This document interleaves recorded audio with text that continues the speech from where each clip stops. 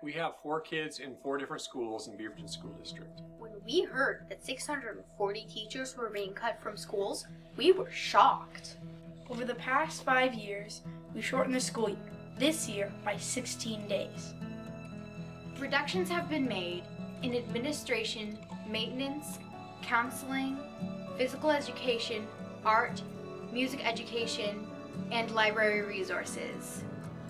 From our unique perspective, we've seen a broad range of effects. We asked some educators for their perspective too.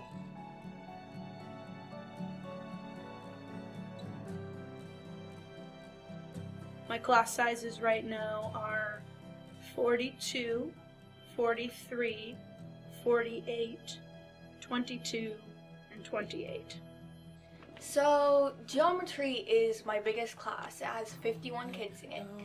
And we're in a half portable, so it's probably one of the smallest classrooms in the school. And it's really cramped in there. I have to approach the job a little differently. Because my priority is the kids. My priority is definitely the kids.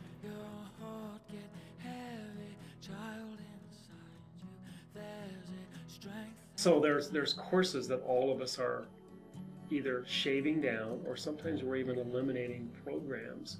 Not just this school, but all of our schools, even our middle schools, because we simply can't offer the courses because we have fewer teachers. I think also things that have changed for students would be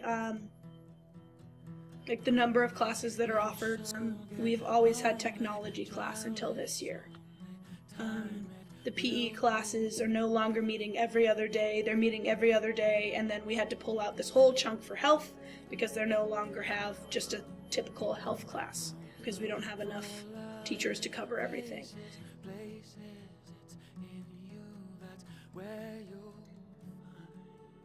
And kids will tell you that it's not the same, that it's tougher for them, if not impossible for them, to really make true connections with their teachers. And with higher class sizes, what we are missing and what the students are missing is differentiation. So the teacher not having enough time in the classroom in their day to differentiate for your higher performing students, and then also to differentiate for your low performing students.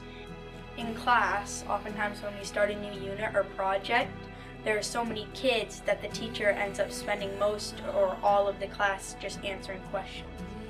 We are very, very diverse and diverse learners, so we have to do a lot of that scaffolding and that differentiation. It's so critical, but when you have more bodies in the classroom, it just makes it very, very difficult. It's very, very difficult for teachers to connect with kids and for kids to get quality feedback. The feedback that teachers want to give students, they simply can't. They simply can't in the way that they used to be able to do that. I'm a really interactive teacher. I present something, I move it around the room. I used to be able to get to every table and kind of check on everybody. In my huge math class, my one that's 42, I just can't make it to every kid.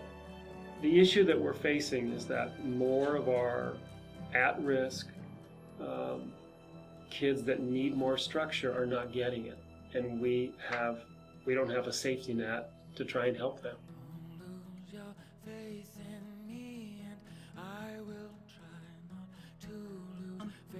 Teachers lounge, teachers aren't in there for lunch as much. They're taking their lunch and they're working through it to, try to use as many minutes as they can.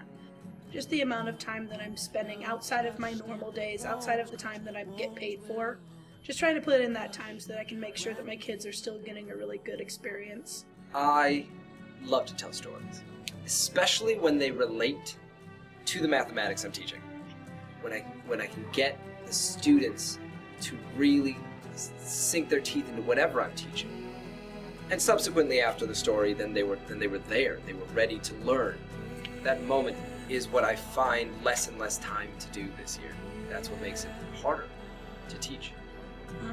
They still love the kids. Really, when it comes down to it, it's the kids and the time spent teaching. And then there's all that other stuff that's terrible, like money and budget cuts and stuff like that.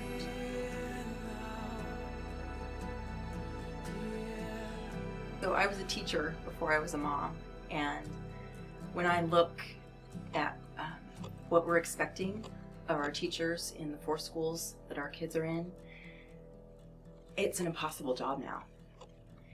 And I see the teachers working so hard to make an impossible job possible, but that's not sustainable. We could tell you a lot more, but hopefully this film has been enough to make you want to help out in some way. In fact, maybe you could share this film with a friend.